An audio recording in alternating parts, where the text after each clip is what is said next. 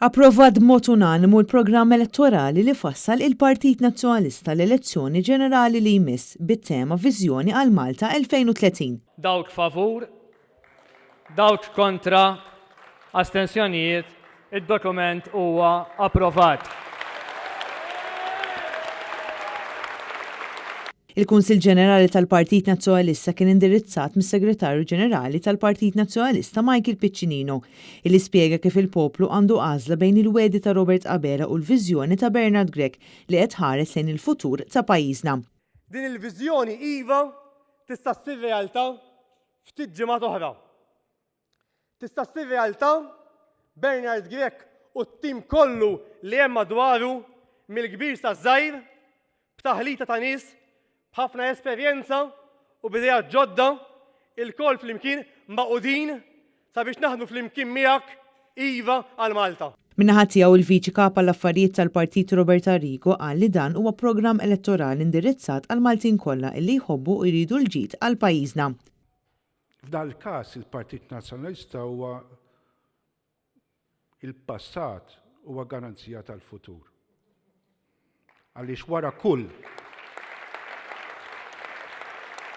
gvern laburista kellha tkun gvern nazzjonalista biex jirranġa l-affarijiet li kellu ħażin u kemm ħafna tal-Partit Laburista fil-gvern u ġejna nitfaċċaw bħalma qegħdin hawn biex nġibu lura reputazzjoni, nerġgħu ndaħlu ċertu serjetà u ħaġa oħra.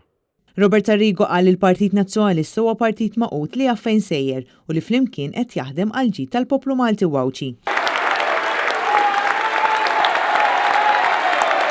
Min-naħa tiegħu il-Viċi Kap tal-Partit Nazzjonalista l-ħidma parlamentari David Aġus qal li dan huwa programm elettorali b'viżjoni għal Malta sas-sena 2030. Viżjoni li mhux biss se toħloq ix-xogħol imma wkoll xogħol ta' kwalità. Viżjoni li fiċ-ċentru tagħha hemm l-anzjani, il-familji, il-ħaddiema, iż-żgħażagħ u t-tfal. Ejjew nibqgħu flimkien, ejjew inkomplu niġbdu ħabel wieħed ħalli flimkien mal-kap tal-partit Bernard Grech naraw li jkollna Prim Ministru ġdid f'pajjiżna, ikonna lil Bernard Grech, Prim Ministru li jwettaq dan il-programm elettorali. Il-President ta' Riċerka Politika Martina Caruana qalt li dan huwa programm li juri fejn irridu naslu, roadmap għal pajjiż modern li jagħti importanza lil ħajja sana u ambjent aħjar. Dan huwa mument ankrat fl-istorja tagħna. Li dan huwa l-mument fejn jiena u int nistgħu nagħmlu differenza.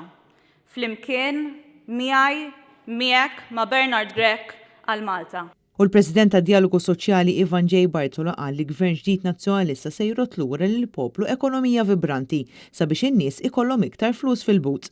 Ejja noħolmu flimkien kemm hu sabiħ il-ħolm.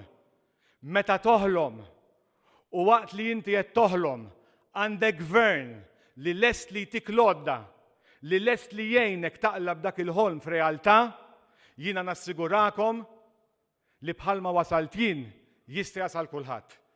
Dan il-Kunsill Ġenerali infetaħ mill-President tal-Kunsill Mark Anthony Sammut fejn fl-intervent tiegħu qal li permezz ta' dan il-programm elettorali f'dan il-pajjiż se nerġgħu nweldu it-tama għal dawk kollha li kienu qed jaqtgħu qalbhom minn pajjiżna.